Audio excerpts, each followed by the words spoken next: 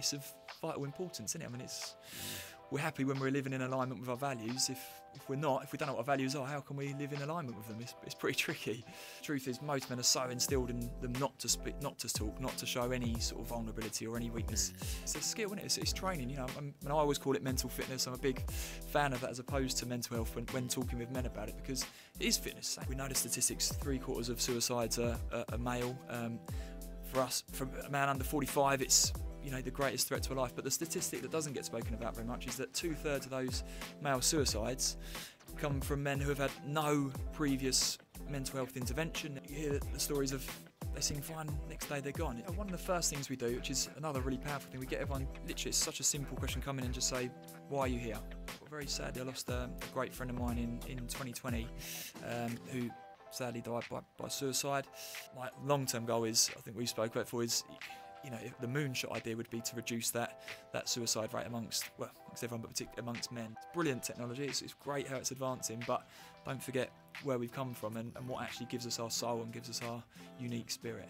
And just looking at him, just locking myself in there, looking at him and just hating myself. Like I had no sort of sense of self-worth at that time and just hated everything about myself really. I was in a real low sort of place. The only time I ever really contemplated even thinking about taking my life, if I'm honest, at that point. That's why I think it's so important that people are able to, we're talking about emotional intelligence, people being able to speak candidly and openly about their emotions and learn to talk about their emotions. It's essential. Live in alignment with your values, knowing what your values are. If I can get to the end of my days, and I think actually I've spent more days living in alignment with my values, then I'd say that's success for me.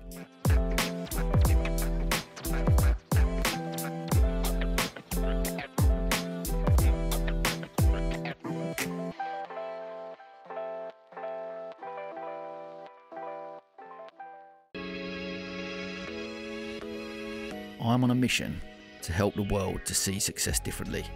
Through sharing the stories of our guests, I hope to inspire those that listen. This is the Different Hats podcast, produced by H2 Productions. I hope you can join us on this journey.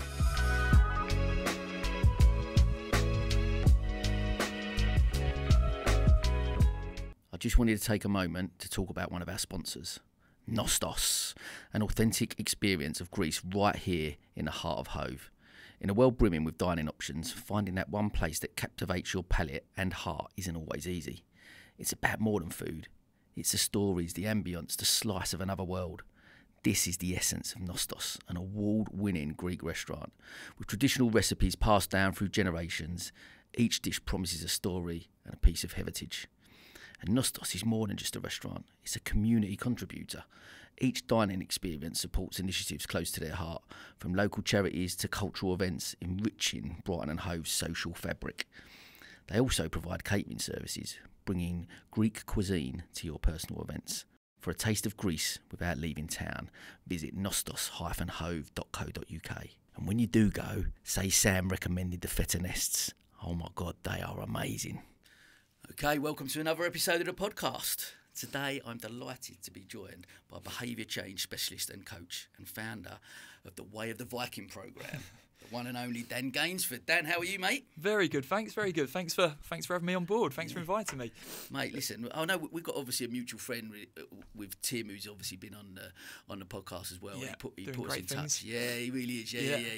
Great, and we had a great conversation. And as soon as he come off, he went, "Oh, mate, look, I've got this guy." And he put us in touch. And I've obviously seen what you've been doing with the Way of the Viking and stuff like that, which has been fascinating, mate. And listen, delighted to delve in a little bit more and share some stuff with our listeners today. So it's going to be awesome. Looking forward to chatting. Mate, look, we're going to, as always, I want to go back to the beginning, right? Start a little bit. Tell me a little bit about your childhood, something about growing up that sort of shaped who sits in front of us today.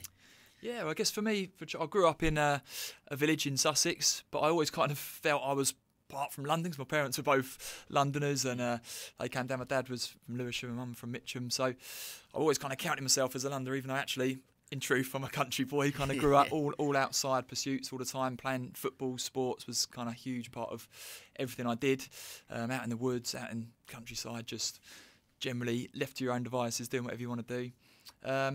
And yeah, it's a big part of me. So my dad kind of was very driven. He ran the local football club. My mum kind of ran the tennis and things like that. So I was kind of very much into that and grew up around that sort of environment where team sports and things were all a big part of it.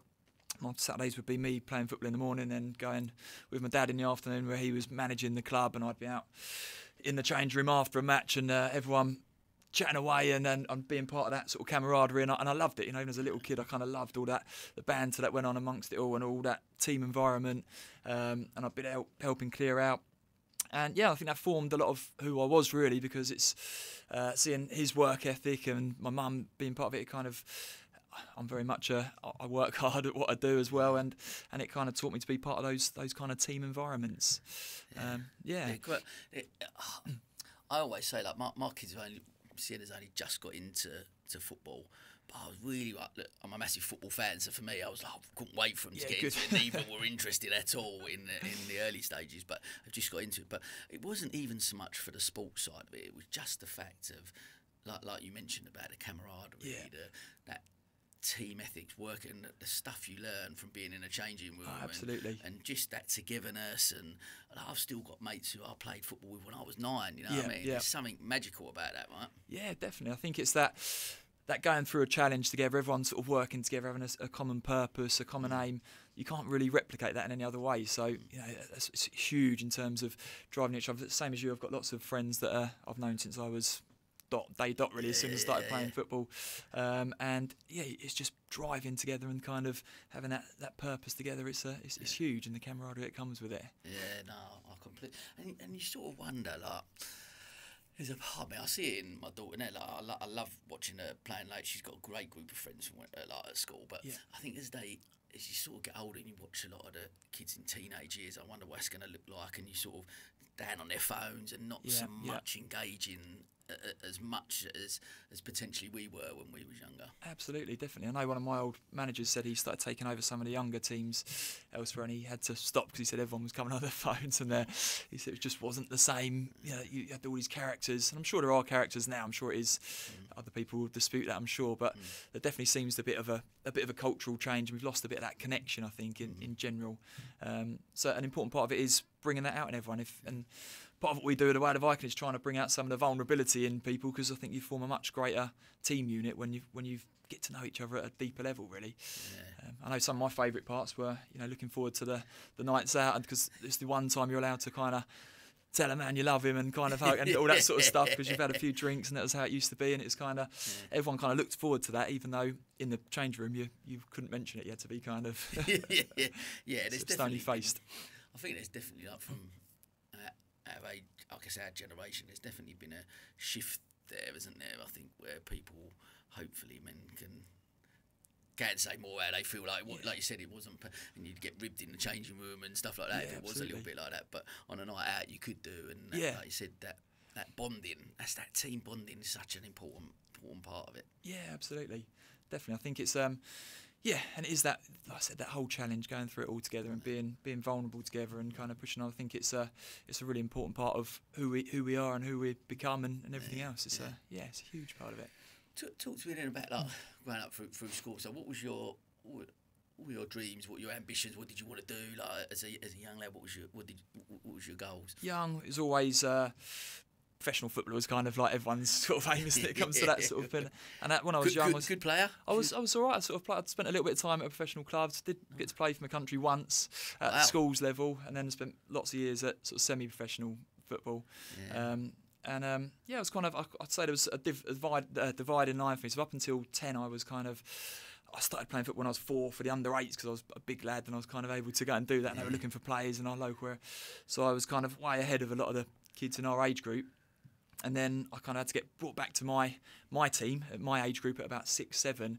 And that, again, is another good bit for me, because that's where I kind of had to lead a lot of other people, really. A lot of the lads that were just learning to play, I was already sort of 3 or 4 years into it, and so I was always kind of captain. At one point I was kind of having to pick the side. We had a manager who was like one of the dads who admitted, you know, I don't know anything about football, but I'll get everyone everywhere and I'll kind of organise it all. So he used to say, you pick the team. So it's pretty much managing a team, really, as a sort of 8-year-old, and kind of got used to that side of it.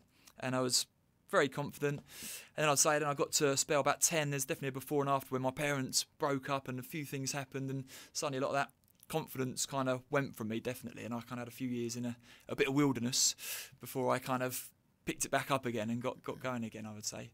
How did that affect you? Remember that period of time and your mum and dad splitting up? How did that sort of affect? Yeah, I think it's a tough. I think it's something that at the time you don't think anything of it. I know I've coached a lot of people who have been through, and there's a lot of similarities that people seem to have. I think when you go through that environment, you tend to always have a plan B, which is some strengths that have come from it. So if something goes awry, you're always like, you kind of expect things to go awry a little bit. So you're kind of like, yep, that's all right. I can pivot quite quickly. That's definitely a strength that comes from it. But then also there's a flip side to that, and that you've always got a plan B. So you can't always, you think it'll probably go a bit wrong on the plan A, which is probably why it took me such a long time to progress a bit further later on. Yeah, that's definitely a big part of it. That's kind of Okay. And then so then coming out of it, I guess looking at and going, well, I'm not going to be a professional footballer maybe, but obviously into the fitness side of stuff. So that was a sort of part, because you went and studied at Loughborough, did you? University? Loughborough. So that was wanting to be within sport in some way, right? Yeah, well, originally I was really into history, so history was my big thing. And I'd applied originally to do history at King's College and all various other places, and then I took a year out after I'd done my A-levels because of football, actually, because I was at Palace at the time. I was training there, and I had been released, but I had lots of trials lined, so I thought I'd have a year out and go and see what I can do that way.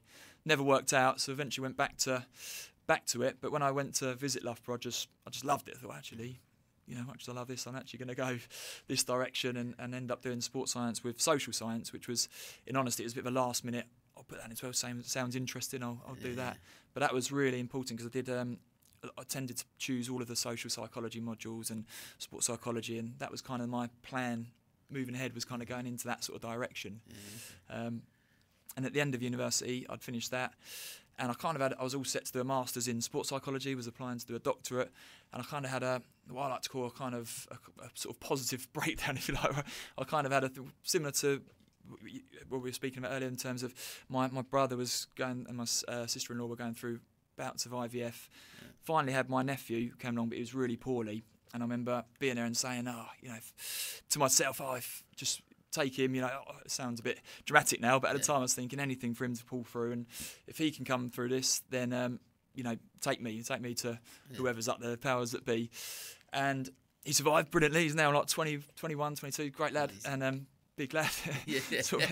But then suddenly in my head I was thinking, hang on, what if I was to go soon? It sounds a bit mad, and I started really reevaluating what I really wanted from life, even at that sort of young age. How old were you then? I was 21, something like that, 20, 21.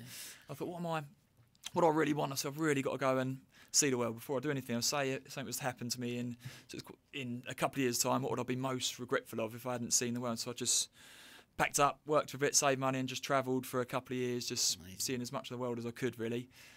Came back from that and thought, Christ, I better do something. What am I going to do? So then I'm still alive, things are going well, so what am I going to do? So I'm going to that's when I started getting into, did my diploma into personal training and started doing sports massage therapy and sports therapy, and kind of just went into that and fell into that direction.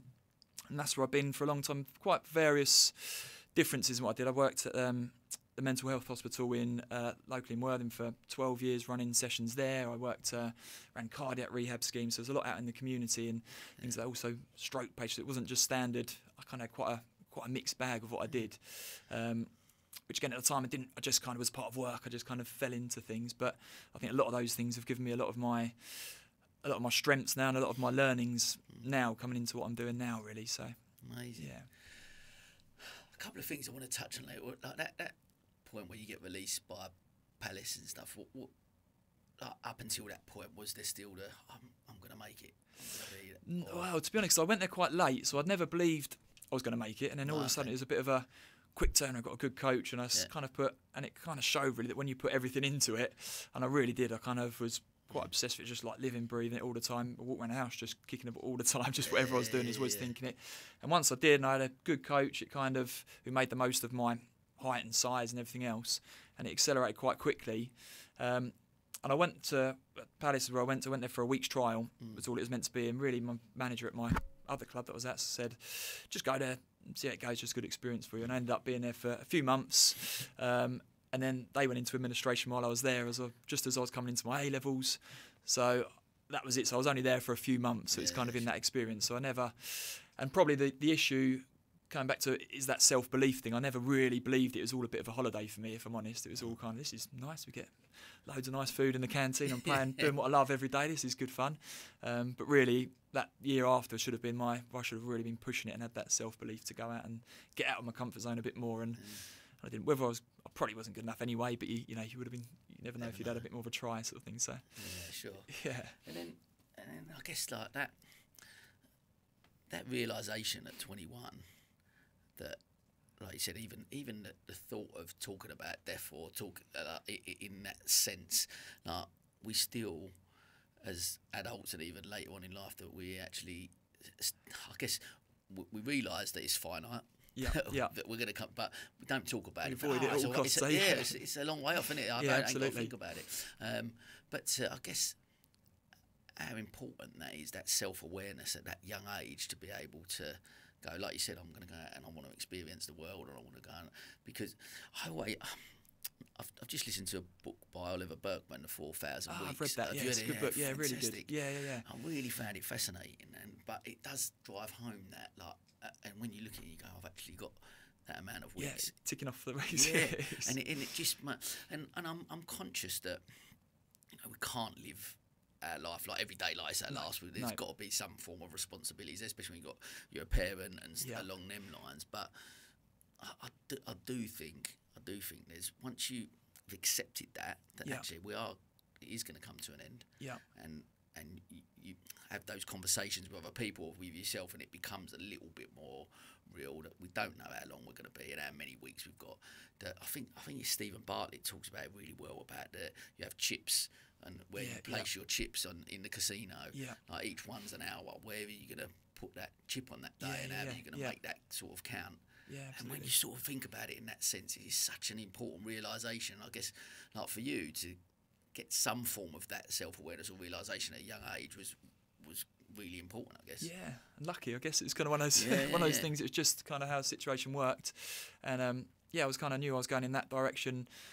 Probably not for myself, if I'm honest. I was kind of going that way just because I thought I should. I'd always kind of, if I wasn't going to play football, I was luckily I was someone that academia came quite naturally to me for some reason. I seemed to do well in exams, and I could really focus myself to get through exams. So I knew I could kind of keep going, but it wasn't really what I had a hunger for. I enjoyed the subject. I knew I had to see the world, and that was something I wanted to do.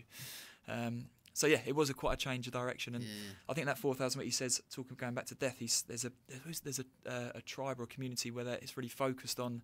It's really apparent. They talk about death regularly, and it's one of the happiest countries in the world. I can't remember who the country was. Top 6 or something, even though like 150 in terms of GDP and everything else. The happiness is at such a high scale, and even the whole political system is built around being aware of death and being around and happiness as a result of that, and because they know time's short, to make the most of what you can, and making the most of it depends what you look at, isn't it? It may just be that it's being present as much as you can, being in those, appreciating ththose moments around you. It doesn't have to be doing remarkable things. It can just be the simple stuff is often the best, eh? Oh, mate, listen, I completely, because there's so much, I think, you talk about it, we talk about it in that sense, and I think there's so much that we then go, I've got to achieve, I've got to do this, I've got to climb Mount Everest or whatever them things are. But actually, it's the same with, I guess, with anything in life, like that sense of achievement. You get there and are great for that moment, but then it's down afterwards. Yeah. So actually, if from the happiness and fulfillment, one thing I guess I've learned so much from these conversations is exactly as you mentioned, being present, practicing gratitude. That if we can be in the moment as much as possible in our lives, true happiness, joy and fulfillment comes from that, right? Yeah, absolutely. If I was to ask you what's your happiest moment in life, or some of your happiest moments, I don't know, what would you say? What would you? I guess, look, for me, it's got to be spending time with family, right? I swim in the sea most days. My happy place. We've just got a beach hut. Oh, lovely.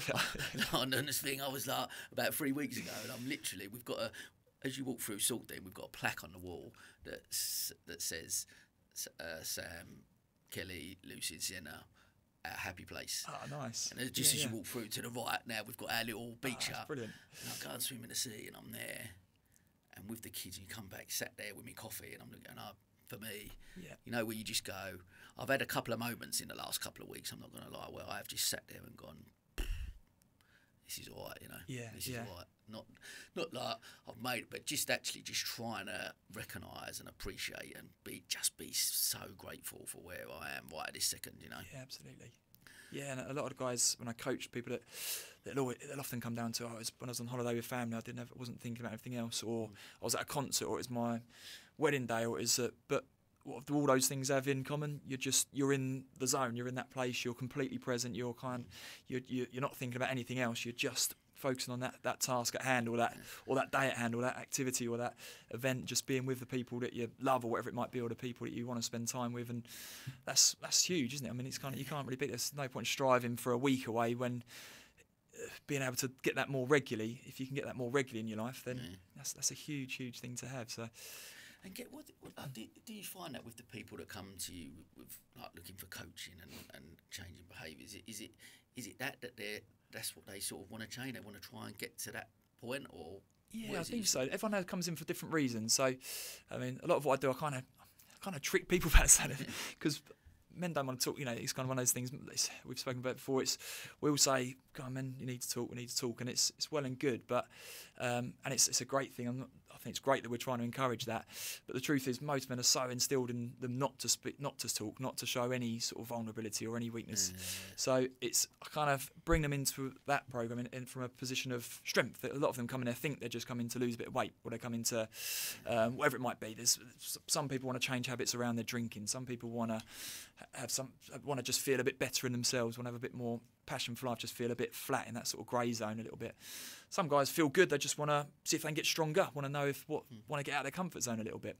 So everyone's got their different reasons, and in bringing them into that, one of the standard is gratitude list is kind of one of the things they get scored on all the time. And what's really nice where we have the group is we get everyone to post it at one time, so you get everyone's. So sometimes you wake up in a day and you look at the phone come through and you see all of the guys' different gratitude lists, and it's like, what a way to start the day, because you've got to think of yours, which is great, and you can kind of take in but you just see this, and it's just positivity all the way. And so I think that's what lifts a lot of the guys straight away, just to suddenly appreciate, actually, life's pretty good. There is stresses at work, there's things going on, there's all these other things I've got, trying to make the bills, trying to pay the bills and everything else, whatever else stresses might be, but life's pretty good all around me, actually. There's a lot of good things to recognise and to notice. Love that. Well, you're right. What a brilliant way to start the day. Yeah, it's a great feeling. Yeah. Just like you said, not even just you to sit there and go, what am I grateful for, but just having a group of mates and seeing all there. And Absolutely. Just like you said, just because there's so much, isn't there? Like, you can go on social media and watch the news, and there's a lot of negativity around. Oh God, right? yeah, I don't watch the news anymore. I've given up. Mate, you and me both. And I think that's it.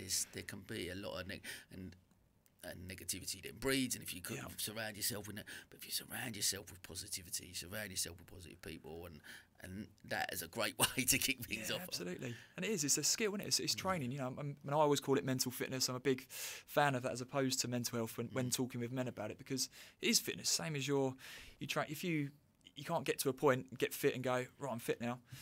And then not do anything about it anymore, because it soon won't be. And it's the same with your mental fitness. You get to a point, or you haven't got to that point, and you can train it. And all these are you're just training skills, aren't you? Training to look out for the right things. At first, everyone feels a bit doesn't work for us. So sometimes people have to really think about their gratitude, and it'll be like the table or something. But gradually you get more, and you find yourself just noticing things to be grateful for all the time. But you have to train that. It's not something that will just be there and without you working at it. So it's training a muscle in the same way you train a physical muscle, as I see it.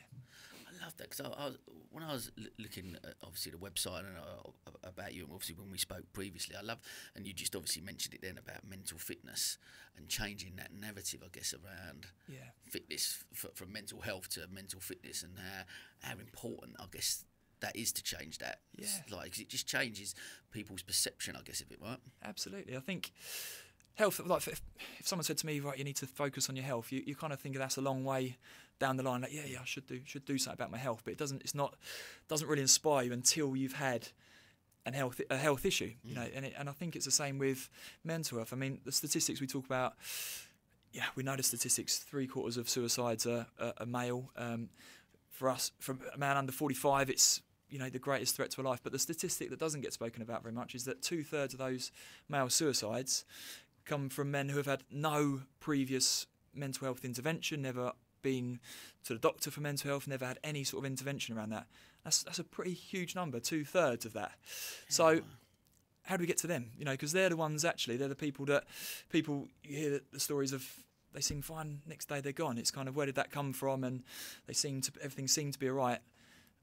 It's they're the people that I think we need to try and get in touch with. They're the people we need to start prehabbing it, if you like. It's all about prehabilitation. We talk about treatment, but what can we do in advance? How can we change a culture so that people are more comfortable to speak and never have to get to that level where it builds up and they eventually do what they do. I love the actually, like you said, when you relate it, just the way you I guess the language you use and how you talk about it, like you said, first off the bat with mental fitness, but even then, like when you talk about prehab and trying to actually creating it to be a cultural shift where it's more of the norm, to not only create spaces and make it and normalise the fact that we can be vulnerable and talk about it, but I guess as well, as we go to the gym and work out and lift weights and stuff, actually practicing different things on a daily basis. I guess, like meditate. Do you meditate? Do you talk about that a lot? Yeah, we do bits. It's all different forms of mindfulness. Some people think it's a bit woo-woo, but once you do it, it's a great thing to do. And some people don't like it. But you have to try all these different things and find what works for you. Like some people don't like running; they prefer being on a bike. We'll find the thing that works for you. But there's always ways to train your mind and train your psychology, without doubt.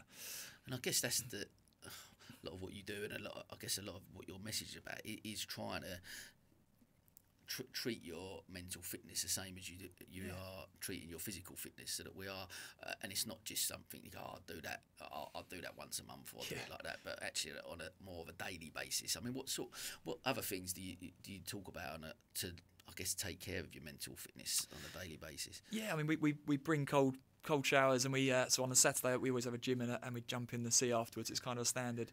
A lot of them don't like to have a go through the window, but eventually you grow to love it after a while. But we kind of build that up. A lot of the sort of Wim Hof methodology and stuff in terms of just building up your cold showers and that sort of stuff as well.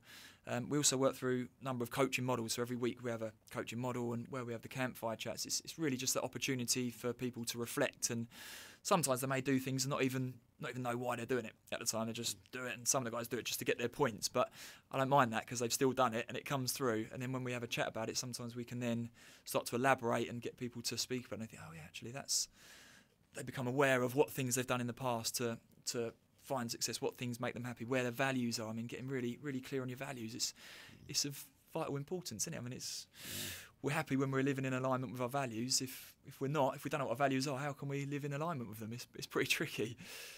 Okay, I'm just going to say something about one of our sponsors, Riverval. The world of cars, vans and minibuses is often a pain point for many of us. The hassle of finding the right vehicle, let alone looking after it, are all more things to add to our lists as busy people. Riverval's mission is to make motoring manageable, and that's why they provide leasing, purchasing, servicing and vehicle management. So whether you have one family car or a fleet of vans for your business, Riverval are your trusted vehicle supplier. Visit www.riverval.co.uk. Okay, let's jump back to the podcast. That's really interesting. I've spoke about this quite a lot recently on here, and I find it really fascinating, because you're right, like, there's so much of what we do, we're assigned to a role we've got. So well, I'm a father, or I'm a businessman, or whatever those things are, where that's how we identify ourselves, when actually what happens if that's where I hang myself, what happens to me when I'm not that person? So I really find this side of it really fascinating, about I guess finding out what your values are, and I guess that's part of it. Some people don't know, right? No. What do you sort of do to help people on that journey to find out who they really are and what they value? Yeah, one of the first things we do, which is another really powerful thing, we get everyone, literally, it's such a simple question, come in and just say, why are you here? What's it about? And it's quite interesting, because when we first started, we had one of the guys who come and go, I'm here to lose a bit of weight, and I kind of want to, just get a bit fitter. I just feel that I want to, get a bit fitter, and then it finishes. Next person comes in and allows a little bit more vulnerability, that says, I feel that there's times that stress overtakes me a little bit. I want a bit more. I want to be able to work to deal with that stress, so I can be a better dad at home. I can do, be more present with my kids. I can be a better husband, wherever it might be. Next person comes in and suddenly they'll say, for me, I've had troubles with, one of our guys had troubles with PTSD in the past, and he'll be a little bit more vulnerable and a bit more. And suddenly, and I was one of the first times with him, the guy who started it then came back and said, actually, no, that's not fair. I'm going to come back and actually say why I'm here. And was much more in depth with it. And in doing that, first of all, it kind of just gets it out in the open in terms of why you're there and what's important to you. But then we have week one, we do something which anyone can do. It's the DeMartini Model's value assessment. So if anyone wants to do that, it's something you can easily do. Well worth doing, just a series of questions that kind of lets you know where you're putting your values at the moment, where your energy goes at the moment, where you tend to put things in. And you get an option from there. You either look at it and think, great, there's my values, or you look at it and go, I'm not really that happy with that. That's not where I'd like my values to be going at the moment. And so then we kind of have a discussion around that. So what is important to you? What things do stand out to you? Where would they like to be? And that's kind of how, and then we build on week. We kind of strategically take it up another notch and get it really clear on what you want out of life, what's important to you. And that's the biggest step, to be honest. Once you know why you're doing stuff, it's much easier to do it. So look, anyone listening, I guess, for whether you're running a business or not, or just in life in general, right? That's the like we say about with your business, like you listen to Simon Sinek and the start with why, and it's such an important thing. But when you then relate that as you are, and you go actually just put that into your life cycle and where you are and why you exist, what's your purpose? Because once we've got that, everything else seems to slot into place. Right? Yeah, absolutely. Definitely. I mean, for me, I've read the book Ikigai. It's quite a small book. It's quite on the top sellers at the moment. One of my clients actually bought it for me, and I've read it on the flight out to Stockholm. It's quite a nice, quick read. But one of the bits I always take like one thing from each book. And that one, it was just about connecting the dots. So for me, Way of Viking for me is literally all of my experiences, good, bad, indifferent, whatever. All of these things, kind of, it feels like I don't know. I didn't really know what my purpose was. I'm still finding out, but it's kind of getting to that thing. You suddenly find all those things connect. You're like, actually, it all sort of makes a bit of sense now. Now, if I can just put all that together, all of those experiences I've had, they're experiences that only I've had, so only I can do this because, same as you've only had the experiences you've had. So finding that your individual purpose at the end of it, when you can connect all those dots, it's a bit of an aha moment. Right, okay, maybe I can do something with this and do some good with it and try and make it work, and that can be my purpose moving forwards. It gives me a good sense of what I want. I love that. It is, and it's so important. I think once we get to that point as individuals, like you said, it's enlightening. I think that's the thing. Absolutely. Just, you just feel enlightened that you go, okay, this is, and then because once you then have our sort of triumph. And I'm similar to you. I guess I'm still on a journey to find a lot of things, but so much of what I'm trying to do, I believe I know who I am, what my values are, and whatever I'm doing. The podcast called Different Hats because I do loads of different things, and it's trying to go whatever it is I'm doing. It's okay to let go of some things if they're not aligning with what my values are. I think absolutely. that's what helps get into that core of what you're trying to teach people and coach people to get to that point, right? Definitely, yeah. I mean, for me, every decision I make. Particularly if there's one where I'm thinking, right, and should I go that way? Should I go that way? I now always bring it back to my sort of key values and go, is it going to improve that one? Is it going to improve it? Is it going to? If it's not, then no. What am I doing it for? Am I doing it for ego? Am I doing it for what's the purpose of it? So, does it improve those? Yes. All right. Or let's go and do it. Let's give it a bash and don't talk yourself out of it because it's easy to, be scared sometimes to jump out your comfort zone. Let's go and do it because it's going to help. If it's not, then. Sorry, good opportunity. It's a different opportunity, but it's not in line with what I want to be and who I want to be. Yeah, I love that. Look, you shared a little bit just now about some of the statistics, and I think every time I hear this, I actually can't comprehend it when you go. Blows your mind, the biggest killer in men under 45 in the UK is suicide. Yeah. I remember the first time I heard it, and I just couldn't comprehend. I was like, how can that? When you talk about cancer, road accident, things like that, and you go, no, the biggest killer under 40 in men. So I think I looked at it.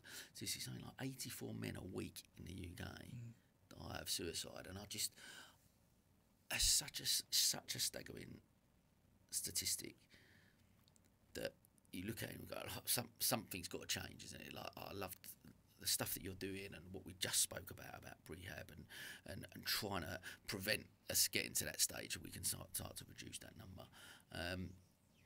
I know that obviously we've spoken a little bit offline, and maybe if you are able to sort of share your own experience, I guess I know a big change in your life, and moving into sort of behavioural coaching and the way of the Viking and this type of path, what sort of got you there and your own experience with it? Yeah, well, very sadly, I lost a great friend of mine in 2020, who sadly died by suicide, and it kind of hit home very.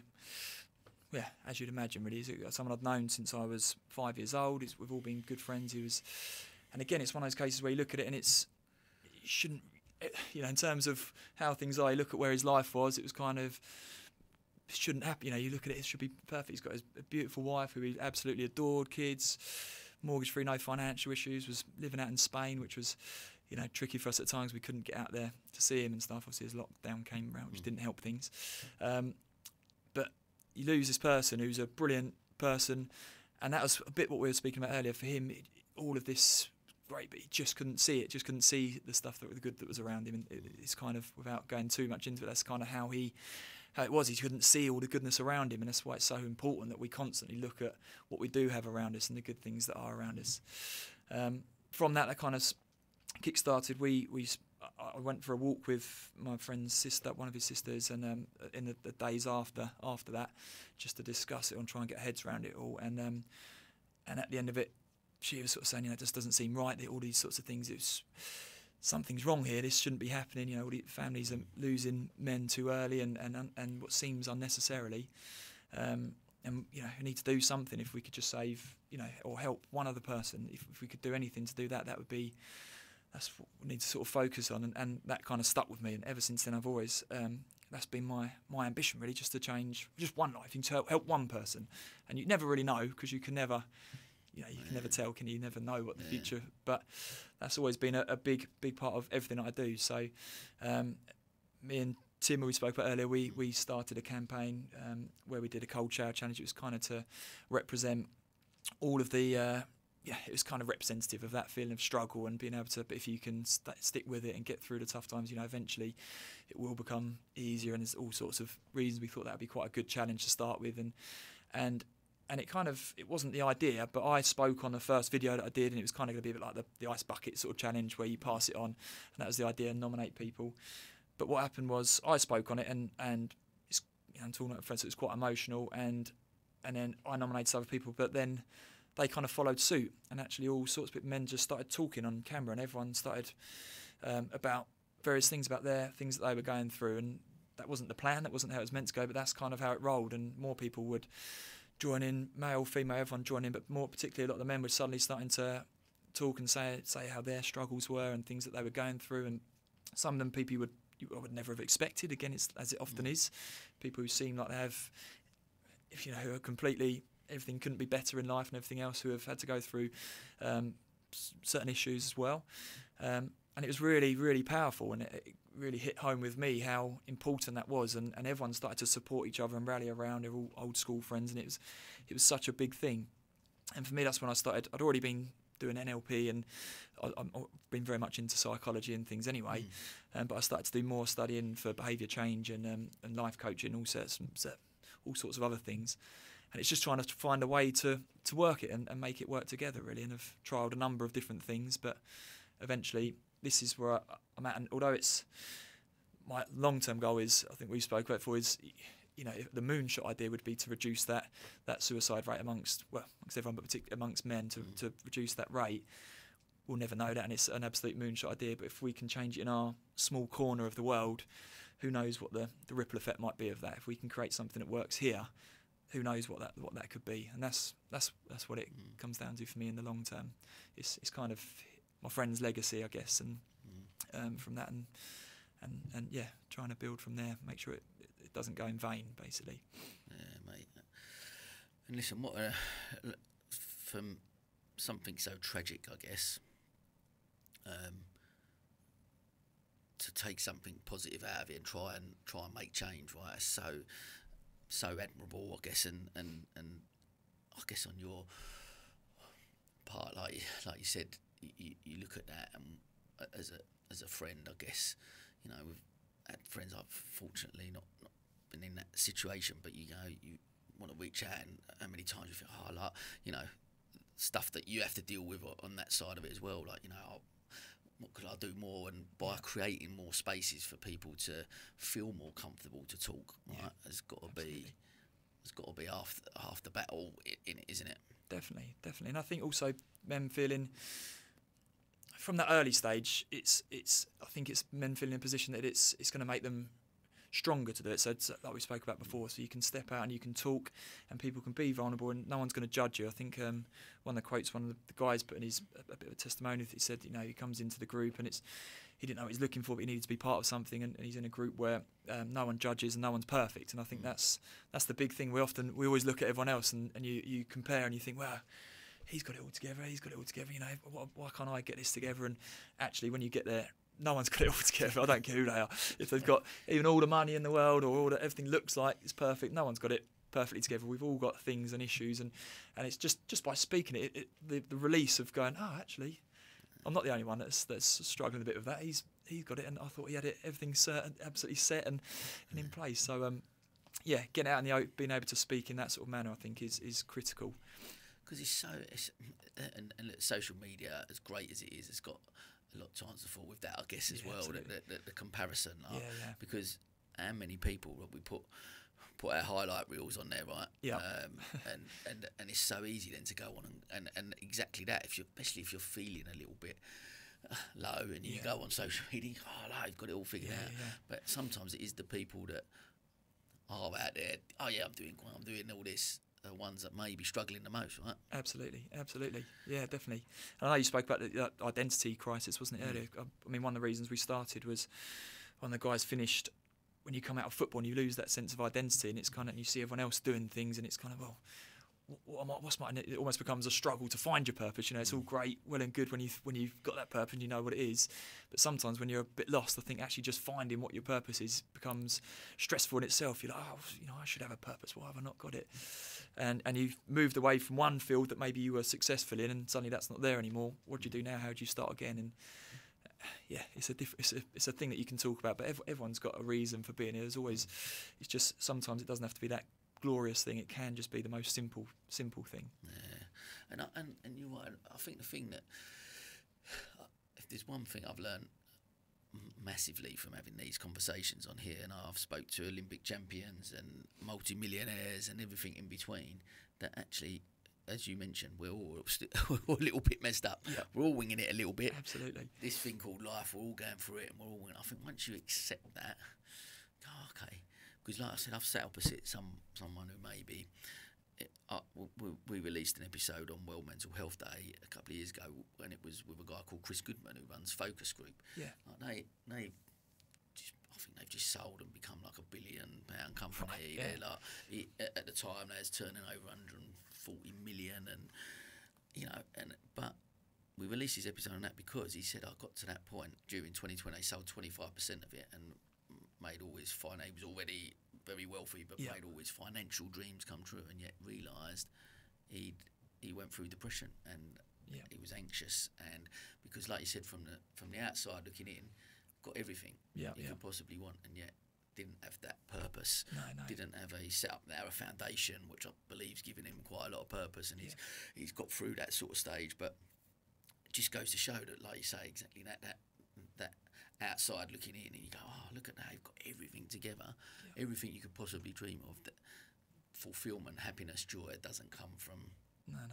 that's not stuff and not not stuff and not material. And do you find that, like, these probably one of the reasons I'm really excited about having you on was the message of the podcast is trying to help the world to see success differently. So actually, do you find that from the different people that come into the group, so people maybe who are financially very successful down to people who are maybe not as much, but it becomes a level playing field when you sort of have these 100%. Conversations? Yeah. I think that's the big thing about it. When you come in, I'm very much, I'm very keen on I never judge a book by its cover. It's kind of, and I don't really care what you're wearing, what you're what your wealth is, what I like to know what a person is really about. And I think when you get to that, the only way to do that is, I know Brené Brown talks about the power of vulnerability, and it's been a bit vulnerable. It's the only way to get to real depths.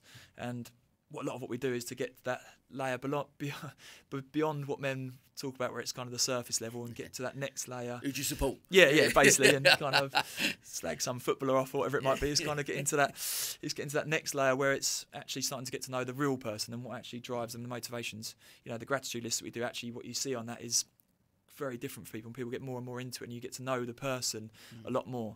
And so it doesn't matter whether you're uber wealthy, if you're struggling to afford to do the program at all in the first place, everyone's at the same sort of level, and it's about, the whole program is about commitment, not ability. So it's geared up very much on that process, that it doesn't matter if you're the fittest person there or the least fit, you can still win it and be the most, because it's about how much you commit and basically do the tasks that we know make you feel better if you do them at the end of the day. Amazing. And along with the stuff that you'll do, but how do we, like you said, with that, go back to that statistic, and you look at it and go, how as a society do we change it? How do we, with your type of groups, but how do we as a society change that narrative, I guess, out there, and reduce that statistic?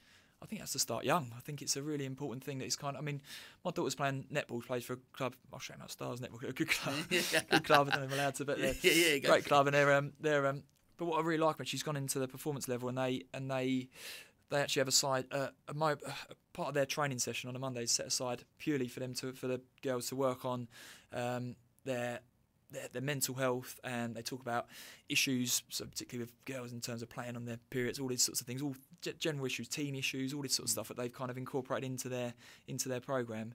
And I'd be fascinated to know whether there's any football clubs, like boys football clubs, that are doing a similar thing. I don't know any. Maybe at the academy level, I suspect. Maybe at that level, I suspect they're doing work on mental fitness in terms of your performance, but in terms of actual, just how you are in terms of general mental health and mental fitness on that front, I wonder if there's much going on there. And I think if you could start it from that level, and it's just part of training session, like you go and do shuttle runs, and you go and do your ball work, and you go and do everything else, and you go and do a bit of time where you actually work on, whether it's just a chat about little things that you can do. Another friend of mine runs a program called A Modern Talk, and he goes into schools and goes into clubs and just does a session with them, working on anxiety and around performance and stuff primarily, but also in terms of life. If you could have those people coming in and do that into general clubs, I think that's a really, really powerful place to start, because actually you form much better team units, as we spoke about earlier. When you actually know people at a slightly deeper level, you really, when you go on a football pitch for a performance level, or a rugby pitch or a netball court, you want to fight much harder for that person, because it's not just another guy that you play with who you like and admire. It's, you really know them, and you really feel like they're your brothers. It's kind of, I want to go and do much, much more with them and push them along, and I'll be there alongside them. So I think it's a powerful thing for performance as well. I love that. I think you're absolutely right. I think it needs to start young. I mean, what you even look, I guess, is it something that we address in the curriculum in schools? I don't know.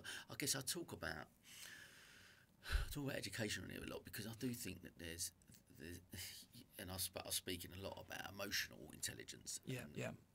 EQ as opposed to just IQ. And I think if that's something that's not measured or taught in schools, and absolutely, I think actually, if it is, then maybe once we start to understand more about who we are as human beings, back to your point, I think we start equipping the next generation with the tools to be able to, we normalise it, so when they're 18, 19, young lads are going in down the pub and able to chat to their mates, or going and having a coffee and actually going, I want to talk about this, and it just starts, like you said, starts a culture change, I guess. Yeah, right? Absolutely. I know in Gabor Maté, one of his books, he says how people, psychology gets to the point where we basically want to numb ourselves. We kind of learn to numb our emotions. It's kind of gets to that point where something happens and you get upset or whatever, and you kind of very quickly learn to, well, I'm not going to show emotion anymore, particularly amongst boys, it's kind of thing, you don't show emotion on the pitch, you're not going to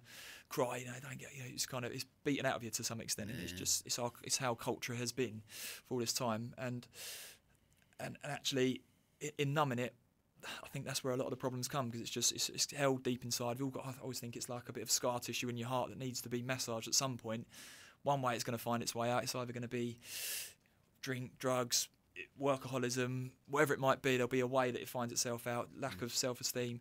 If you can get to that point and find out what that needs, have people more comfortable to speak about that, and you can massage the heart a little bit to release that, I think suddenly you're in a position where people will feel more comfortable and actually start to find the best version of themselves as well in the long run, and actually not have to numb themselves, but actually feel more comfortable to have that emotional intelligence, as you said, and actually be able to speak about their emotions. Yeah, I love it. And like, since you started on this journey, have you seen, like, you go back to 2020 and, you know, going through what you did, and then, like you say, taking something and hopefully putting something positive into the world, have you seen a change in people's behaviours and the culture within obviously within your groups, because that's what you train, but as society as a whole? Or? I think so. I think people are becoming more open to it, but it's still that. We had someone on one of our groups who was struggling with not in one of the way, a different group that was in, and one of the guys spoke out about his alcoholism and that he was going through various steps, and everyone really supportive. All the rest of the guys in the group were like, yeah, you know, really brave of you to come out and speak about that. But for me, it shouldn't need to be brave. You know, it's kind of thing. A lot of them said, you know, it's really brave. I don't know if I could come out and speak. But that's the whole point. It's kind of, it shouldn't need to be brave. You know, it's kind of for people to come out. That's what we're there for. And you're a group of friends. And I think as soon as when we can get away from that it's not a brave. Well, it is a brave thing, but it doesn't need to be a brave thing. It should be. You're doing something to get fit. No one says, no one says if you've got a cold and you take a Lemsip that that's slightly different levels, but no one says, oh yes, you know, well done for. It's just your work. You need to work on your mental health and your mental fitness in the same way, and it's all part of the process, and it should just become natural. Or it could become natural. So we'd like to get it to that position, I think. Yeah, no, I agree. And talk to me about the Way of the Viking program. Tell me a little bit more about it. What why the Vikings? what is it about that? Talk to me about that. Yeah, I mean, for me, it's kind of, again, what I spoke about when you connect all the dots. So for me, my wife's Swedish, so I've spent the last 16 odd years travelling over Sweden a few times a year, and I fell in love with Scandinavia. I love the way of life over there, love everything about it, love the cold, love the summer, whatever it might be. I just love the way, how it is over there, the calmer mentality. It's a different world of being out in nature, everything about it. And then when after I lost my friend, we had a lot of death, unfortunately, around that period. You know, I lost family members that culminated in my mum as well as other school friends. And as a result of my mum passing, there was some money, a small bit of inheritance that came. It wasn't sort of life-changing. And I was very lucky to have another good friend who I was with a lot of the time, who also had lost his brother to largely around mental health issues and things. And we were very lucky to have each other really at that time. And we both had this sort of feeling of, like we were speaking about earlier, 4,000 weeks. We don't want to waste life, and we want to go and really see what we can go and do. And we're going to go and send a statement that we're going to try and attack life moving forwards and see what we can do. So we ended up buying a house in Lapland, which is as you do. So we were about that inheritance. We bought a house in Lapland and spent the last couple of years sort of renovating it. And now we take people out to, we rent it out for holiday home, but we also now start running retreats there. We took our first Way of the Viking retreat there in February with some of the guys, and getting out in that sort of environment, sort of bringing it back to its roots, if you like. And that kind of all came together. So that Scandinavian feel, and I thought it needs to be something strong. You know, it's kind of and I like the element of play. Like we sort of forget to play as we get older. We kind of, how many times the kids are playing. I love watching my little boy. I mean, his imagination is. It's where he just creates things out of anything, full armies and full whatever it might be, and you're like, wow, and he'll say, look at this is a. You can't see it yourself, but you're like, well, yeah, I can. His imagination is there. When did we lose that ability to do that? So, in bringing the Way of the Viking, actually, it'll be a chance we can. It's kind of a gimmick in itself, but we'll have a real play around with it, and we get different tribe names, and everyone has fun, and people really buy into their tribe names, and it's become quite affiliated with their tribe, it's just a good fun around the campfire chat, which is actually a Zoom chat, but we call it around the campfire because it's just keeping that whole sort of theme with it all. And suddenly you feel like they're training to be Vikings. It kind of comes with that sense of strength, whereas actually a lot of the things we're doing, we do mobility work, which is a lot of that is Pilates based, and a lot of men, if I asked a man to go and do a Pilates class, would say, no, right, it's not for me. Or if it was you know, or a lot of the stuff we're doing. So if I said go and do some mindfulness work to men, a lot of men would say, oh, no, it's not me. But when we're doing it because it's the way of the Viking and its strength, people are on it. They're all over it. So they feel strong for doing it and stronger for doing it. And once you see the results, then people just they buy into it entirely. So, and I guess the sense of, I guess, is that sense of belonging, right? I talk a lot about community and building a community. Talk about tribes and stuff like that. So much of that, again, back to social media, our phones and the way work and everything is at the moment. I guess technology is amazing, but we've utilised it to a certain, you know, we live on our phones, right? Our lifestyle. So trying to, I guess, the importance of trying to get rid of that and just bring back to nature, bring absolutely. back to, I guess, the old school side of things, and taking how important that journey is, and to find true connection, find who our tribe are, right? Yeah, absolutely. I think we've evolved so quickly. I mean, technology's evolved so quickly. We're not really ready for it. We've had all of those centuries and millennia of us being hunter-gatherers, whatever it might be, and suddenly everything's been done for us. Life's made much more comfortable for us all the time, and we're not really ready for it. We still need those connections all the time. You know, you need human connection all the time, and it's bring it back to that sense of doing things together again, sense of purpose, community. I mean, Johan Hari talks about lost connections in his book, and that's a huge part of it. We have lost a lot of connection, and we need to bring back to being human again, basically, and doing things in communities. Because I mean, look, we talk about that, and then you've got you look at the last 6 months with AI. That's sort of moving on. What's your take on that? Like, talk about losing connection, and actually we're moving towards potentially a very dangerous place. Right? Yeah, absolutely. I read Mo Gawdat's book, Scary Smart. I don't know if you've read that. It's a great book, and I love it. He kind of paints it two pictures. There's one part of it which is kind of Armageddon. We're getting taken over by AI because they are, like it or not, AI is more intelligent than the most intelligent human by about 1 billion times whatever already, and it's only going to get more so. But the big thing, back to what we spoke about earlier, in his second half of the book, he says it's about what values we feed it. I love his analogy. He says something about it's like Superman landing on Earth.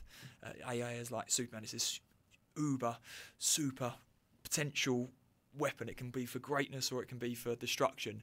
Now, had Superman landed and he'd landed in with Al Capone or somewhere else in some other area, and they'd kind of fed him the values of, you need to just make money, we need to do whatever we can, and we're going to take over the world dominance, and that's what it's about. Superman would have been a whole different kettle of fish, but because he landed with his, I can't remember his aunt, Spider-Man, isn't it? Whatever his aunt and uncle, suddenly they fed him the values of kindness and goodness and everything else, and suddenly he was this great, all doing great things for humanity. That's kind of how it is with AI, and it's what we put into it. Like when you look at an algorithm, we're looking at it and we're seeing, you start looking at, if you look at fights outside nightclubs, all you see is your algorithm comes up with fights outside nightclubs all the time. If you put in, I want to see someone doing nice things in the streets of London, suddenly you might see the algorithm bring that all nice stuff. It's the same with AI. I think what you feed into it is going to determine how it goes in the future, but human nature being what human nature is, it's going to be quite tricky to teach values that aren't around power and everything else, isn't it? So. This is Geo. Geo runs a scarf company. Geo doesn't see the need for telecoms. Everybody uses mobiles now. But can a mobile really be a business phone? Geo is having coffee with a client, Gabby. Well, actually, Geo prefers acacia leaf tea. But what happens when someone calls? It could be a big new deal. Surely it would be rude to take the call? But many people hate leaving messages. They may just call a competitor instead. What can Geo do? The answer is simple. Turn the mobile into a business phone. With the Go Giraffe app, Geo can quickly transfer the call. Or, before the meeting, Geo can simply use the app to divert calls. No more missed calls, lost deals, or unhappy customers. Turn your mobile into a business phone today. Go Giraffe. It's such a brilliant adage. I've read Soul for Happy. I haven't read Scary Smart, but I'm keen to, and I do find this subject like I said to you offline, I'm a little bit of a technophobe, but I had some guys I knew who were experts in AI, and I'm really intrigued by it. Right? I think a lot of us, I don't want to bury my head in the sand. I'm intrigued, and I sit and how they described it was it's a tool, but use it as just use it as a tool. Because actually, what we as a human race, what we actually do crave is that human connection.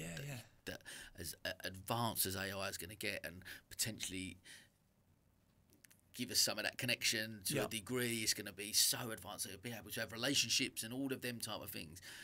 It's not, it can't give it a soul, right? No. I think that's the big thing, isn't it? It's that spirituality element. Whether you believe, whether you're into spirituality or not, whether you're into religion or whatever it might be, I think being aware that there's something more, and I'm a massive believer. I didn't used to be, but I think over the years I've become much more believe that there's more. There has to be, it's there has to be more to it. There's too many things that happen, occurrences. It's well, again, that solve happy, but when he does the mathematical equations, the no God, and he says, well, it's an impossibility for that to occur. It's something has to be a creator of some description, whether it's a creator or whether it's an energy, whatever it might be. There has to be something else out there, and that's the one thing I don't think AI will ever be able to replace. So I think we have to. I'm not an expert. I'm kind of talking on a subject I don't really. But for me, it's kind of having that sense of connection and spirituality. Those things. The more we can kind of play into that, the more we can keep everything else under control, because that's what we have that's unique to anything else that can be done on computers or anywhere else. Love that. I think for me, I completely agree with that. I can't. I spoke recently on here with a leadership coach, and he mentioned about, he described it that I'm not probably the most religious person in the world, but I do believe there's something more out there, and he mentioned like there's just a force, like whether it be we talked about Star Wars and stuff like that, but there is another energy within in the world that I think if we believe in that, like you said, how these coincidences, how these things happen, there's got to be something else, and I think there's something, I don't know, there's something comforting about that in a way as well, and I don't think I can believe. Won't allow myself to go to that place. I think when I believe that the robots are going to take over, and it's going to be the end of it. You know what I mean? I don't think they can see how they can replace this sitting opposite someone, having a meaningful, deep conversation and connecting with someone on a different level. Don't know if it's ever going to be able to achieve that. I can't see it. I think that's what we have to play into more and more. And I think that's why it's more important we bring it back to nature. I mean, nature. Why do we love nature? It's because it's perfectly imperfect, really, and you don't go out to nature and go, tree's a bit out of. It's just what it is, isn't it? And you kind of love that for just what it is, and I think it's really important for all of us to recognise that and go and enjoy it, go and enjoy the basic things that we're here for. It's brilliant technology. It's great how it's advancing, but don't forget where we've come from and what actually gives us our soul and gives us our unique spirit. Because I think you mentioned earlier, you asked me about my happy play, and I sort of talked, because like I said, I swim in the sea throughout the winter, and I'm like into the whole cold therapy, Wim Hof and all of that stuff. But there's literally that feeling of getting into the being at one with nature, like you freezing and it's cold and it's painful sometimes when you go right in the middle of winter in your shorts and you're there, but there's something so exhilarating about that and gets you to a place of, like you said, of being present. And it's forced presence. It is such a magical experience, right? Yeah, absolutely. I think it's huge, and again, it's about that struggle as well. It's about coming through struggle, isn't it? I think that's the big part of it. I know there's what book it was, come across. There's a bit where they speak about I think it's the ice. They did a whole thing in terms of genes of all men around the world, and the men that came out with the highest genes, if you like, in terms of longevity of life, all sorts of different things. They kind of were quite top, was Icelandic men, which is, and the theory is that because they were thrown on a rock of ice, a kind of volcanic rock in the middle of nowhere, and they had to kind of learn to survive. So it's kind of the discomfort of the whole environment is what is kind of, it's a bit of a survival of the fittest in the long run. Whether that will carry on now, as we've got technology, it probably changes a bit. But in terms of getting to where they are, their genetics are at such a good level, because they've had to struggle and they've had to evolve and develop from that point. The more we forget to struggle, the more we'll devolve, I think. And that's again a powerful point. Bruno coming here, the former Brighton captain, he was talking about And he mentions on there about life is a struggle. Yeah, and yeah. That is it. And it's how we, I guess it's how we react to certain things, right? And realising that each day you go, and I guess you relate that, like you talk about the cold shower. Still, Tim mentioned it as well when he did. You still stand. I do it every day. Yeah, yeah. Still build Still yourself up hate to that. Them 2 minutes, you still build yourself up. Absolutely. You go, do I do it? I will do it. Yeah. Because it's in my head. You got to do it. But it's actually when you get out, how exhilarated you feel. But it is that you feel like I've put myself through something that I've had to get through. Yeah. And even if I don't, and there's that, and there was a really great. I think I can't remember. It was a speech by a former Navy SEAL, and he talks about making your bed. I don't know if you've seen it. Making your bed. But there's them two things in mind. I think I get up, I made my bed, and I've had my cold shower. Yeah. You know what I've achieved something today. Yeah, I've gone through absolutely. something. I've achieved something Absolutely. today. It's that commitment muscle, isn't it? When you get back to the part of the thing, we have little tasks, and some of them seem pretty menial in themselves. And might think, I don't know what it adds up to, but just ticking the tasks off, it's kind of builds your self-esteem, your self-belief that I'm someone who can get things done. If I say I'm going to do it, I can get things done. And then we have these big challenges at the end, and it's kind of to put all of that into perspective. So when you get there, you say you're going to get to this point. Can you still do it? As long as you're physically, you can still get there. Can you still get there mentally? And that's part of the challenge. But because you've built up that self-belief in yourself with the little tasks day to day, the tiny things that add up, and you're like, I'm going to have a cold shower, and you do it. And if you don't do it, you get that feeling of, I should have done that. And already it just knocks your self-belief a little bit and your self-esteem. Or if I'm going to do this, and you do it, and you're like, oh yes, good. And it grows and it grows and it grows. Every time you don't do it, again, it's training. It's all about training your commitment muscle to yourself as well. And that helps build your self-belief and your self-esteem in the long run. That's such a brilliant message, I think. Like, for me, and I guess, is that how you train people to change habits in that sense? Just go take those small steps. Yeah, absolutely. Start off really small, get those things, build a bit of confidence from doing the smallest things, and then we can build next time a little bit more. Before you know it, the things that seemed like a task to do they're just normal now. They're kind of habits that you know how to do. Now we're putting something a little bit more challenging, Before you know it, you're doing things that seemed way out of reach. And that just becomes habit, and you're doing it day to day. It's part of who you are. You still need accountability, and that's where the group comes. When I did one-to-one, it would work great, but then what happens afterwards, you like to think they keep doing it. People do for a spell. Yeah, sure. But that group mentality of, he's doing it, I've seen him doing it, I'm thinking there's also that little bit of competition. It really helps you keep doing it as well.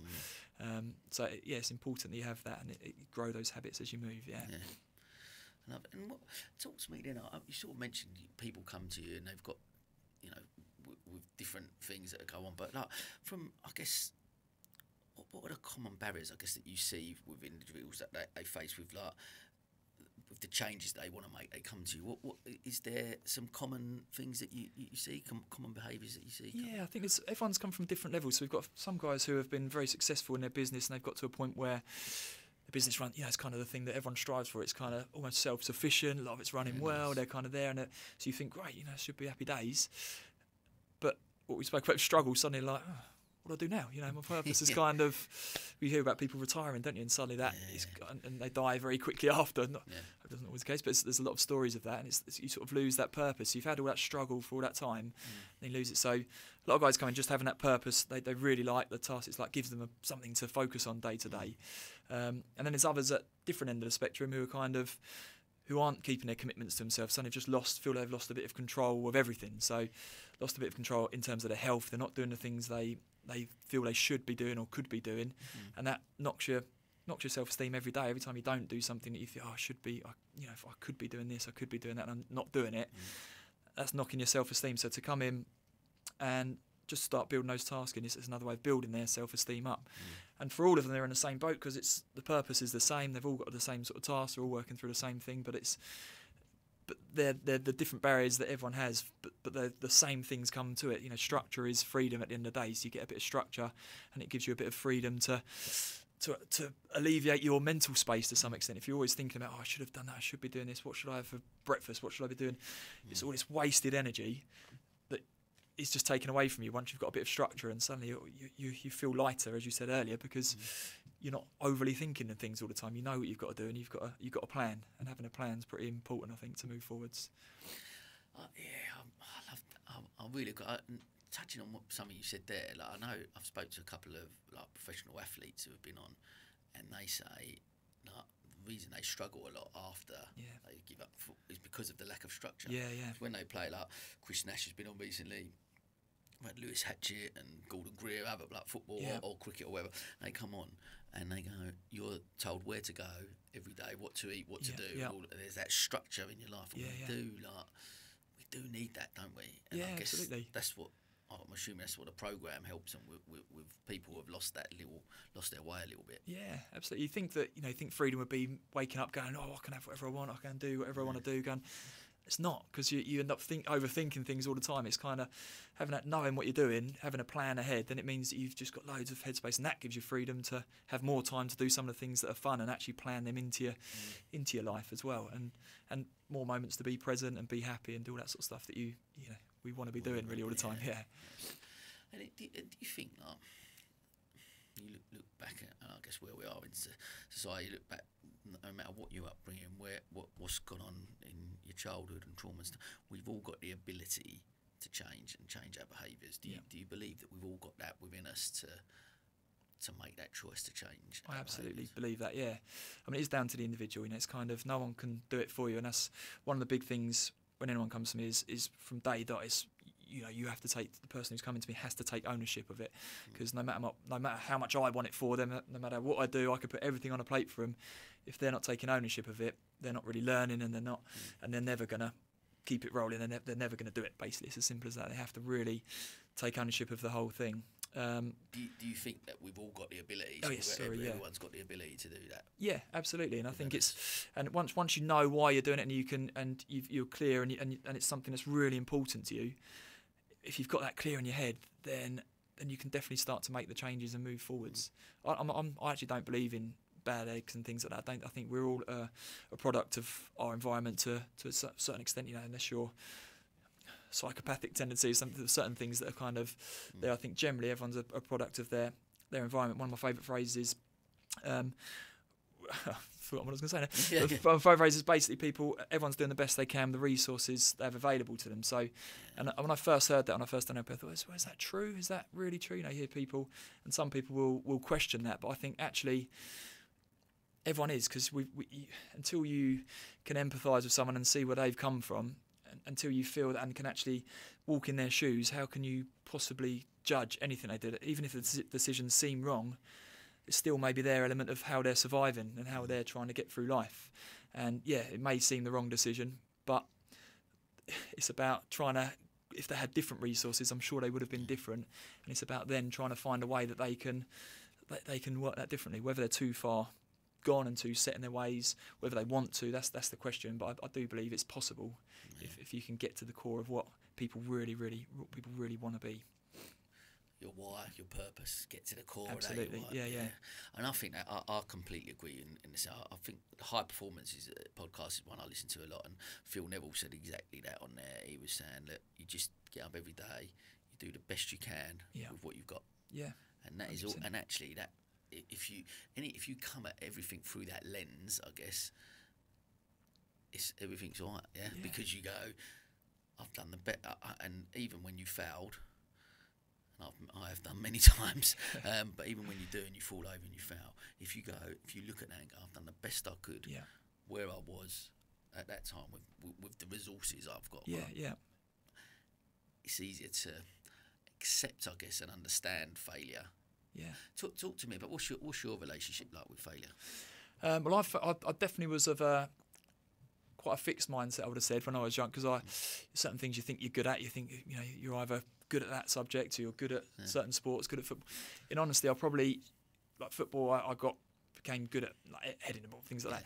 And I tend to focus, you tend to gear towards those things that you were better at. And I definitely would play some games, and I wish I had all of this stuff that I know now then, really, because the games where I would have shied away from things and definitely wouldn't have put myself out there. Fear of failure. Now, is that whole fear of failure. And that's kind of another legacy of the people I've lost recently. I think that's a big thing for me to kind of say, what am I scared of? At the end of the day, what I might as well put out there, if I fail, I've learned. It's that whole, no such thing as failure, only feedback and all that sort of stuff. I'm a massive believer in that now. I think that we have to fail to learn. Most of my best things that I've learned have come from things that I've tried and failed, where I've jumped out of my comfort zone. Maybe it's worked, maybe it hasn't. But if you don't jump out of your comfort zone, how are you ever gonna grow? I think Jordan Peterson says you need to. We all seek comfort, but you've got to have at least a toe in chaos. Because if you haven't, and chaos being jumping out of your comfort zone, if you haven't, that comfort becomes a prison in itself. We seek comfort, but we all need a little bit of growth somewhere. We all need to step out of our comfort zone somewhere and see where we can grow. Well, there was a woman who come on recently, Paula Reed. She's an adventure psychologist, and she mentioned that about living in your stretch zone, which she called it. So you got your comfort zone here, and then you got your stretch zone, which is the next part. You know what I mean? And then you got the really bad chaos zone, which we tend to maybe try and avoid. On a whole body in chaos. Yeah. But if you can, the amount of time, if we can spend the majority of our time in that stretch zone, because as much as there's a little bit of anxiety in there, and there's a little bit of fear and worry, that's a good fear and worry, right? Absolutely. Trying to get there, and I think that's something so important for people to listen. I'm always thinking to myself, if, like you said, if I'm living over here in this comfort zone, I'm not learning anything, and I'm not struggling. And the two things that you mentioned a lot, I've got to struggle a little bit.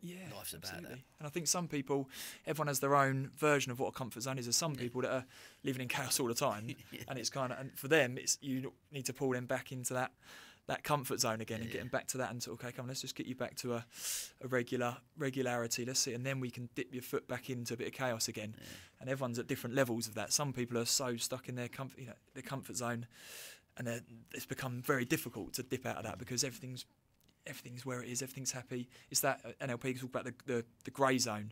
So we often talk about people going back to suicide and things, people at rock bottom, and we always think that's the point when everyone has to make a change, and that's the most dangerous point, and we have to try and make a change there. But actually, some of the most dangerous point, back to that statistic, I think, is actually when people are in that grey zone where nothing's terrible, there's nothing that's kind of making you go, I've got to make a change here, but it's not great if you're not happy either. It's not at that level where you wake up every day with a sense of purpose, or not every day, not everyone wakes up with a sense, but wake up with a kind of knowing what you're doing, and you kind of can see the happy things around you as well, see things to be grateful for.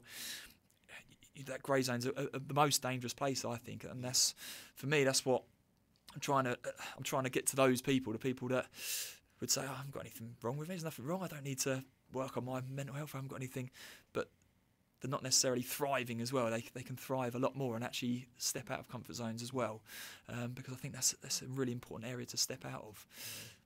That's really interesting, and thanks for sharing that statistic, because I didn't realise that as well, about the 2/3 of the that's where that again, them type of statistics just blow my mind a little bit, because you just sort of think, how many of those people, like you said, on the surface, sometimes there are people that you can tell they maybe lost someone close to them, gone through a divorce, or lots of things have happened, lost their job at the same time, and you can understand that actually they might be struggling, because there's some signs, some visible signs there.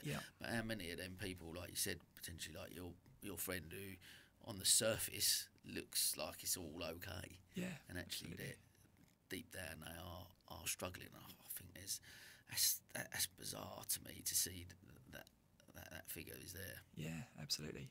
And I think it is about, I've had one time in my life where I've been at that lowest sort of point, but it wasn't for me when it was as a sort of mid-teen, around that sort of age, and for me it's one of those, and I could kind of talk you through the day a little bit. I could sort of, it's something I forgot about for years and my friend Diane kind of brought it back a bit to me and made me investigate it a little bit. But when I woke up, there was, and me saying this would probably shock people to even know it, because I woke up, and that day I just remember just being, not feeling angry, not sad, I just felt just pretty numb really in that day, and went about all my things as normal, went to school as normal. But I remember being at school, and one of my friends came and said, wasn't right, and said, "Are you all right?" And just said, "You're all right," and asked me, and that hit me. I remember it I can still remember it. It sort of hit me right in the gut, because oh god, no one's ever asked me if I'm all right, and it's kind of a weird thing. None of your mates normally all turn, and it hit me really, and I went to speak, and I started to well up a bit, and it's like social suicide in school, to kind of cry and things. So I was like, because I remember just going, yeah, I'm all good, and then went through the rest of the day, went back to task and all. Went home. When I got home, it's only me and my mum at home then. She wasn't in. And I remember going up to the bathroom and just looking at me and just locking myself in there, looking at me and just hating myself. Like I had no sort of sense of self-worth at that time and just hated everything about myself, really. I was in a real low sort of place. But anyone, if I told on this, I'm sure everyone would be quite shocked to know it. And yeah, went through that whole sort of process. And the only time I ever really contemplated even thinking about taking my life, if I'm honest, at that point. Obviously didn't go through with it. I remember being sat there for quite a period of time. My mum came home and shouted out, said, "Dan," and I remember kind of coming out of this trance and being, wiping my face down, going down, and it's like, "All right, Mum, how's it going?" Chatting. No one ever know. I've never thought of it since until my friend died and it brought it back to me. And for me, I know that in that case, I often wonder if I'd been in that place and I'd had something more obviously destructive to use, if I'd had, I don't know, a gun, or I'd been near a bridge, or I'd been in that moment, you're just not yourself in that place. What would you have done? Now, I know that for me, I didn't want to die. It's more of a thing that I knew I was hurting at that age group, and I didn't really know how to tell anyone without sounding weak, and I guess in your head you think maybe if I do that, it's kind of a way of showing that you're hurting, but it's like an end game, isn't it? There's no way back from that. So for me, that's why I think it's so important that people are able to, we're talking about emotional intelligence, people being able to speak candidly and openly about their emotions and learn to talk about their emotions. It's essential, because that would have stopped any of that situation, because all it was needing to be able to tell someone that you're hurting. That's what it's about, and not feeling weak for doing that. So again, that's another reason why a lot of this sort of comes to fruition for me, and I think it's so important, and I think working on people, giving people that space to be able to speak about things in a way that they don't feel weak for doing it or vulnerable, or that they can do it and feel natural in doing that. That's a place we should be looking for, I believe. Yeah, absolutely. And so if you go back to that time, what was it that got you to that stage? What do you think? Like, was there anything like bullying or being in school? For me, I think it was my when I look back, I mean, probably it was to do with my parents' breakup. There was and I kind of lost the sense of who I was. I mean, I think we spoke before about living in alignment with your values. You're in that age group where you're trying to be a bit tough, or you're trying to do things that, kindness is one of my biggest. For me, it's the value really of everything. I think Roald Dahl had a good quote where he says, kindness trumps everything else, and I totally agree. It kind of trumps bravery, because doesn't mean you're soft. It means sometimes kindness is being hard with someone, or whatever it might be, but it kind of trumps everything. And I think probably at that time you're in those teen years and just wasn't living in alignment with my values, probably wasn't being as kind as I could be, probably wasn't being as nice to everyone as I could be, and I just lost a sense of self-worth. Didn't think I wasn't particularly good at anything. I didn't feel I was at that point. Probably if I had been practicing gratitude then, I would have looked at things differently, would have realised how lucky I was to be where I was. But that's just one of those things. But it kind of came out of nowhere. I always remember that day. So that's why I think it's so important when we talk about getting people talking regularly and making it. It's so important, because you could definitely nip that in the bud just from having people talking about it earlier. Even as you're saying about again trying to target the younger generation, equipping them with the tools to be able to, like you said, if this was more talked about when we was at school, and actually I've got the tools to deal with that. You know what I mean? I don't think I certainly weren't brought up with those tools. Do you know what I mean? I think our generation potentially won't. And I guess like you obviously didn't suffer then at that point, but I guess fast forward into how was you at that period, like your own mental health around and mental fitness around when you lost your friend, when, like you said, you lost your mum as well at that point. Did you struggle at that point?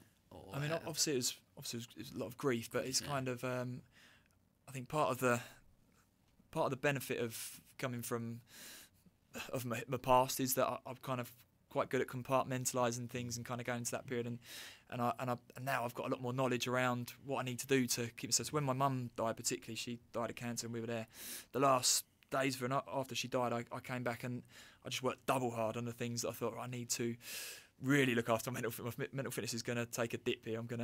It's going to drop dramatically because I'm going to be grieving, etc. So for me to keep on an even keel, I need to work harder. So every day I would do all the sorts. I'd wake up and I'd meditate and I'd go and train and I still grieved it. I'd put my mum's music on, I'd listen to it and I'd have a few tears and all that sort of stuff. And then I would, and I'd go and have a cold shower and I'd go and do all the sorts of things and I'd go for a walk, go and do all the things I need to do and kind of work double hard at all the stuff without missing anything, because it's kind of a way of taking back a bit of control, I suppose, but also just getting enough of those. I'm dealing with the emotions. I'm kind of allowing myself to grieve it without blocking it out, but at the same time I'm doing the other things. I'm not allowing my emotions to control me, and I'm able to put them aside for everything else, for my kids and for everything else as well, and start to, so that I can still live life and still go about my day to day, really. And I guess that's a great message for people, anyone listening. I guess that if they are in that place and struggling, or if someone comes to you and they're struggling, is that the sort of advice that you'd give people, just to each day making sure that you're looking after that training their muscles around mental fitness? Yeah, I mean, obviously everyone's individual and everyone has to deal with grief in their own way. But for me, it was, I think our emotions can, obviously you have to deal with grief. You've got to take it however it may be. But sometimes in other situations particularly, we sometimes let our emotions overtake us and start to rule us. And learning that my emotions aren't me and I have a power over them is one of the biggest learnings I've ever had. I think that's the biggest. If we could teach kids anything, it's that. You don't have to go over your emotions and your thoughts that first come into your head. You have got an ability to change that by doing certain things that. Just changing your posture, changing what you're doing. There's all sorts of things. I could be here and sit like this and my emotions might be down, but if I could stand up and change, I'd suddenly be much more energetic and my whole emotions would change as a result. There are things we can do that are physical and psychological that connect together. Give me some more examples in that, because for people listening, like some actual practical tools that you can leave people with today that they can go in, if they're in that sort of mindset, practical things that they can do on a daily basis. In terms of from grieving, or in terms of general life? General mental, like someone struggling maybe, whether it has been through grief or something along them lines, just some practical steps that you can take, so whether it be the gratitude stuff or along them lines. I think the first thing is to set a task that you feel that you could that you can cope with. First of all, something you don't have. If you're struggling with overwhelm and things like that, then setting more tasks in might be enough to kind of send you over. It's just another task to try and deal with. So strip things right back to the basics. What could you deal with today that will make you feel a bit better to start with? I think that's the most important thing. Can you go out for a walk and actually, is that something you can do? Go and do it. Can you bear getting in a cold shower? It might not feel nice, but can you do it and see how you feel afterwards? Can you start to have a little gratitude journal, go through things that are actually good around you, because we'll focus on all of the negative, but what about all of the positive things that are around you? Let's just remind yourself, actually, it's not all negative, there are good things as well. But also be in touch with your emotions. Don't be afraid to grieve, don't be afraid to understand that you're not feeling our emotions are there. It's a warning system, isn't it? It's like your car light in a car tells you something's wrong with the engine. You've got an emotion for a reason, it's trying to tell you something, so don't block it out and ignore it. It's like, okay, what are you trying to tell me? What have I not got in balance here? What's our bodies are always after homeostasis, trying to bring us back to that sense of balance everywhere. So what's out of balance? What's out of kilter? What do I need to do to bring this back? And what tasks could I do to do that? And it just needs to be the most simple things and getting it back a little bit of semblance of control, I'd say. So going for a walk, can you do that? Good, I've done that. I can start to rebuild I can tick that off. That's something I've done today. Tomorrow maybe I could go for a walk and I could do a little bit of a cold shower. Tomorrow maybe I could do that cold shower and just write a gratitude list. As you tick the tasks off, you're rebuilding that self-belief muscle again. You're starting to believe in yourself and start to feel better because you're releasing happier endorphins, etc., and take it that way. Oh, that's brilliant advice. I think as well, especially a lot of entrepreneurs listen to this, and I guess me running my own business and stuff like that, it's moments where you, like you said, whether it be overwhelm, whether it be that generally, I guess the things that people generally struggle with a lot, especially from entrepreneurs, is the financial side of stuff, right? Yeah. You're in that hole, you're like, oh, now I've got to try and get out of that. You're robbing Peter to pay Paul, and I guess I've always struggled in the sense that I go, I'm not driven by money, but the lack of it stresses you out. Will be the thing that keeps me up at night. Well, when's that invoice going to be paid? Yeah. So trying to get that, and I guess when you're in that hole, when you're worried about those type of things, little things that you're mentioning there, just trying to take small steps each day to go, that's how I'm going to get out of that. Yeah. You can't bury your head in the sand. You've got to look at them things and deal with them. But if you're doing some of those practical things you're talking about, it equips you better to be able to deal with them, right? Yeah, absolutely. And also put it into perspective, innit? I mean, we're driven by money, but money's without putting it is a myth. It's a concept. Most of the money I think 90% of money doesn't even exist. It's not a tangible thing. It's nothing you can hold. So when you kind of put it into context, you're like, okay, we're making all this thing. It's a myth created. I don't know if you've ever read the book Sapiens. It's a great book about the evolution of Homo sapiens and where money came from, and it's part of it. And it's a really fascinating. It does make you look at it and think, okay, so it's just a way of trying. We needed it because you need it there, but it isn't real. It is just really, it's a myth like any other myth that we believe. Or whether we believe in our different values, the fact that we don't go and murder people left, front and centre is all just beliefs that we've created. Money is another one of those. So in the scheme of things, have I got someone that loves me? Have I got these things around me? Let's just bring things back to perspective. Is it, am I in a war zone? Is this going on? No. Okay, so it's not the worst. Can we just bring it back to basics and then let's just deal with one task at a time and start to work on it? Things will always work out in the end. There's a great book, I don't know if a Conversation with God, it says, never doubt the outcome. And I love this. That's the one phrase I take from it, never doubt the outcome. And I love that because every time you start getting a bit stressed, I think, well, hang on, this bit of stress may be leading to something else. Again, connecting the dots further down the line. The outcome, I might be me doing this action, this happening here, me having this little bit of stress might be giving me a bit of strength for something I don't know further down the line. That it might have given me a learning and understanding that I don't know where that's come from. So never doubt the outcome. Just do your best. That's all you can do. That's all we can do. And eventually, this might be one of the most critical things that you've learned for further down the line. Yeah, love that. Never doubt the outcome. Yeah, I guess it's that, and certainly, yeah, I love that. And I think there's something in as well, recognising something I've really taken on board by a lot of these type of conversations is along the lines of knowing that this too shall pass. So Yeah. Like, if I'm in a dark place and I've been there a couple of times, and you go, gee, this is going to pass. Yeah. And even when then you still relate that to the good times as well, when you're sitting there and things are going really well and you're winning at a minute and everything's going all right. Remembering actually this will pass as well, and just I think that grounds you a little bit. Absolutely. And enables you to take that on board so that you can live at this almost equilibrium where you're not going to allow yourself to get too low, recognising actually just where I am is just a moment in time, and this time will pass. And that certainly helped me, I think, get over some periods. Absolutely. Definitely, mate. Listen, it's been fascinating. I'm really grateful for, I guess, you sharing some really personal stories as well about obviously your own mental health and obviously what you've been through. And I think what you're doing is so needed. I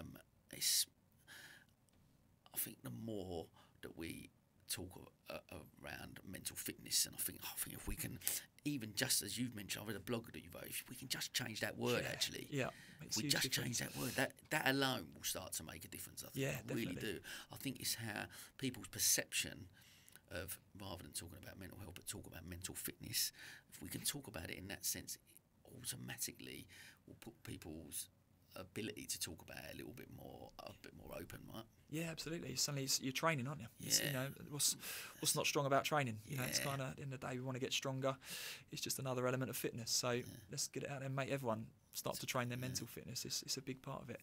And I think wherever you are, if you think you're grand and everything's good, we've always got more. We can always get fitter, both physically and mentally. So I think that's it. Like, again, reading your blog, what really resonated with me was exactly that. Like, almost, because I've tried to meditate and I struggle with it, but I'm mindful that it's such a good thing for me to be able to do it. And whether that be that I'll try and swim in the sea most days, and that is I said, that's my big place. So trying to do that, whether it's trying to do a culture, trying to do something each day that enables me to have those moments, I guess, of being present and trying to be mindful, whether I'm sitting there and actually meditating or I'm going out and doing something like that. I think it's such an important message, just as a coping mechanism for us on a daily basis. Because if we can integrate that, just the same, I'll go and lift weights in the thing, if we can integrate our mental fitness into our daily routine, that's where the prehab comes in, right? Yeah. And the prevention, that maybe the statistic starts to come down a little bit. 100%. You're building that muscle. It's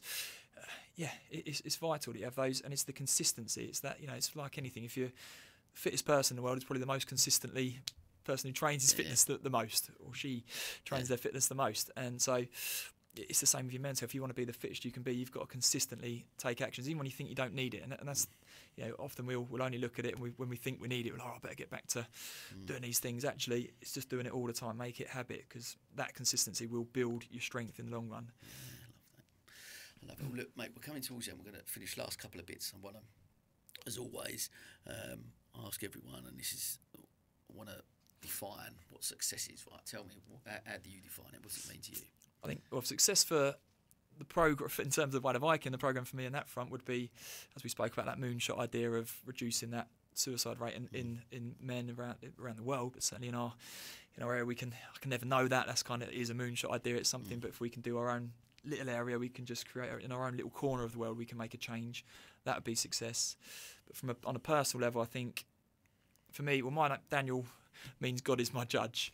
Now again, I'm not religious, I'm not into religion, but in Hebrew it means God is my judge, and I actually really like that, because for me, God, whatever it is to you, it's just what's inside of you. It's who you can look at in the mirror and feel that's that person that's kind of judging you, the person that looks back at you in the mirror. So live in alignment with your values, knowing what your values are. If I can get to the end of my days and I think actually I've spent more days living in alignment with my values, then I'd say that's success for me. That's enough, whatever that may be. But as long as I've followed my values throughout my life, then I'm happy with that. That's a good success for me. Mate, we're going to finish the last one. We do our top table events. I've been using some of our conversation cards, and the one that's come up, I really enjoy asking. And I've asked the last few guests that have come on, if you were on your deathbed and you could leave one lesson, what would that lesson be, and why?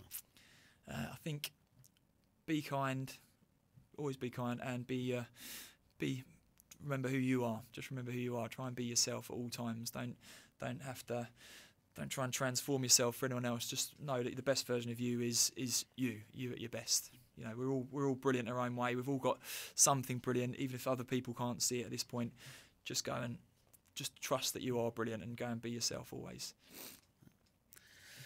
Mate, listen, really appreciate you coming on. It's been a fascinating conversation, and I've learned so much. And I think, like I say, what you're trying to achieve and what you've done, and taken a negative experience and trying to do something so positive is really incredible, mate. And I wish you continued success and growth with it. And I think it's an amazing thing. And I want to come and be a Viking, mate. Come and join us. Yeah. Thank you so much for having me on. It's been great to chat, and I really appreciate it. And thanks so much. Thank you, mate. And that, as they say, is a wrap. It's a wrap.